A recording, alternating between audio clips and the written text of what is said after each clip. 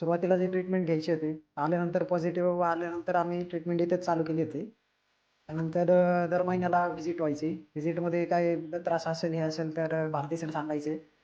आणि त्याच्यानंतर ज्यावेळेस 6वा-7वा महिना चालू झाला, तर त्यावेळेस सुखदा योजनेमध्ये नाव टाकलं होतं. सुखदा योजनेचं जे काही होतं ते भरल्यानंतर तिथून पुढं कन्सेशन भेटायचं.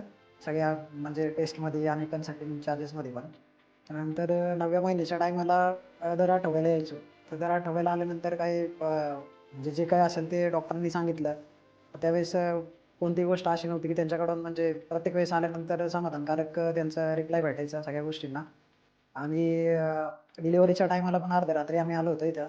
त्यावेळेस म्हणजे अशी कंडिशन झाली होती की तिची अवस्था नव्हती ती सहन करायची.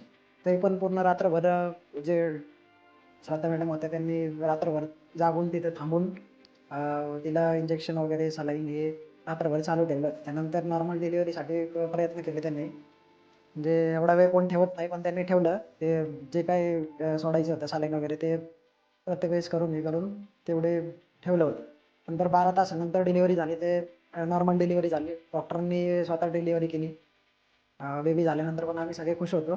पण त्यानंतर नॉर्मल डिलिव्हरीमध्ये पण जे बिल झालं, ते बिलाला सुखदा योजनेमध्ये टाकल्यामुळं बिल खूप कमी झालं होतं आणि मेडिकल चार्जेस पण कमी होते.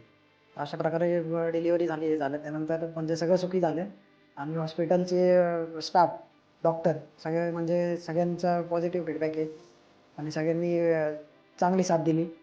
त्यामुळे आज बेबी एकदम निरोगी आहे. आई पण निरोगी आहे. काही प्रॉब्लेम नाही तसा कोणत्याच गोष्टीचा. त्यामुळे डॉक्टरांचं आणि पूर्ण स्टाफचं थँक यू.